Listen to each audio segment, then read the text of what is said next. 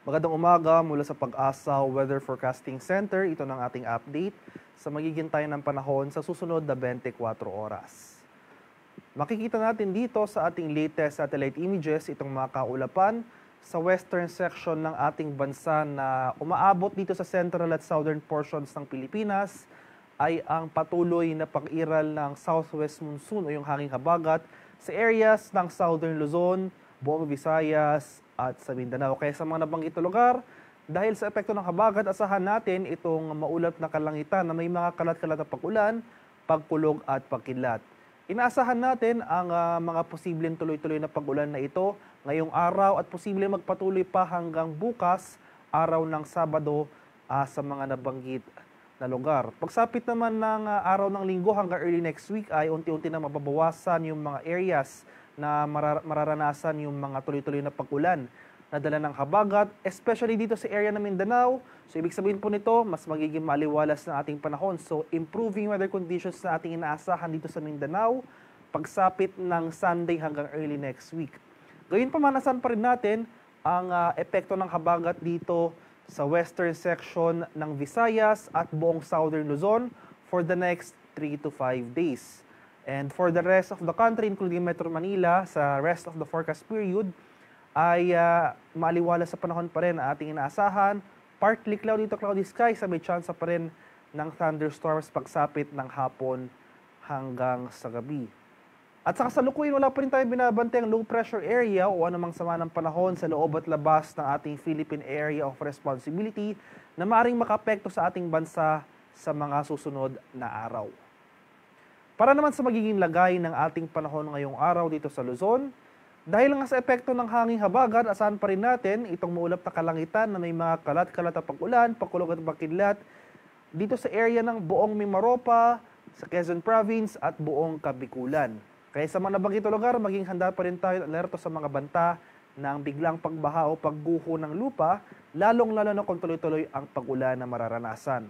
At kaninang madaling araw pa lamang, may naitala na tayong thunderstorm activity dito sa area ng Mindoro. At inasan nga natin na mas mararami pa yung mga areas dito sa Mimaropa ang makakaranas ng pag-ulan for the remainder of the day. Dala pa rin yan ng hanging habagat. So including po ang Quezon Province at Bicol Region, inaasahan natin na hanggang mamayang tanghali hanggang sa hapon, asahan na natin itong mga tuloy-tuloy na pag-ulan na dala ng habagat. Sa nalalabing bahagi naman ng Luzon, including Metro Manila, ay mas maaliwala sa panahon na ating inaasahan. May chance pa rin pero tayo ng mga isolated rain showers or late afternoon to evening thunderstorms. Maximum temperature forecast para sa Lawag ngayong araw, posibleng umabot ng 33 degrees Celsius. 26 degrees naman dito sa area ng Baguio City at 26 degrees Celsius sa bahagi ng Tuguegarao. Maximum temperature forecast para sa Metro Manila ngayong araw, posibleng umabot ng 33 degrees Celsius. 31 degrees naman dito sa Tagaytay at 30 degrees Celsius sa bahagi ng Legazpi City. Sa areas naman ng Palawan, Visayas at sa Mindanao, so napapansin po natin dahil nga may kalawakan yung epekto ng hanging habagat ngayong araw, buong Palawan, buong Visayas at buong Mindanao, makakaranas tayo ngayong araw ng mga kalat-kalat na pag-ulan na may pagkulog at pagkilat. So mataas ang chance ng pag-ulan ang ating asahan ngayong araw sa mga nabanggit na lugar. So may mga early morning thunderstorms na tayong naitala dito sa area ng Palawan. Mas rarami pa yung areas dito sa Palawan na makakaranas ng pag-ulan ngayong araw. Especially nga dito sa western section ng mga nabanggit na lugar, dito sa western section ng Visayas at sa Zamboanga Peninsula. Ito yung mga areas na pinaka-maapektuhan ng hanging habagat. So sa mga areas na ito, patuloy tayong maging handa at alerto sa mga banta ng flash floods or landslides.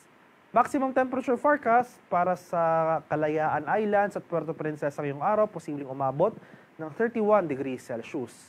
31 degrees rin dito sa Iloilo City at 31 degrees Celsius rin dito sa area ng Cebu at Tacloban City. Maximum temperature forecast para sa Cagayan de Oro ngayong araw, posibleng umabot ng 31 degrees Celsius. 31 degrees rin dito sa area ng Davao at 32 degrees Celsius naman dito sa area ng Zamboanga. Sa kalagayan naman ating karagatan, sa kasalukuyan, wala pa rin nakataas na gale warning sa anumang baybay na ating kapuluan at light to moderate na pag-alon na ating inaasahan sa malaking bahagi ng ating bansa. Gayunpaman, sapagkat may epekto nga or umiiral nga itong hanging habagat sa ating bansa, especially dito sa western section ng Pilipinas. Asahan pa rin natin na kung meron tayong offshore thunderstorm activity, asahan natin itong bahagyang paglakas ng hangin at kaakibat nito ang bahagyang pagtaas ng ating mga alon. At para sa kaalaman po ng lahat, ngayong araw, June 21, ay summer solstice dito sa Northern Hemisphere. So nangangahulugan na ngayong araw ang mararanasan natin ang pinakamahabang daytime at pinakamaikli naman na nighttime. So 13 hours po ng daytime ang ma-experience natin today. At ang haring araw dito sa Kamaynilaan ay sisikat mamayang 5:28 ng umaga at tulubog naman mamaya sa ganap na 6:28 ng hapon. At para sa karagdagang impormasyon tungkol sa ulat panahon, lalong-lalo na sa mga rainfall or thunderstorm advisories na posibleng i-issue ng ating Pag-asa Regional Center sa ating mga lokalidad, ay follow kami sa aming social media accounts at DOST_Pag-asa. Mag-subscribe na rin kayo sa aming YouTube channel sa DOST Pag-asa Weather Report at palagi bisadahin na aming official website sa pag-asa.dost.gov.ph. At yan lamang po ang latest mula dito sa Pag-asa Weather Forecasting Center. Magandang umaga sa ating lahat. Ako po si Dan William Ilag-Ulat.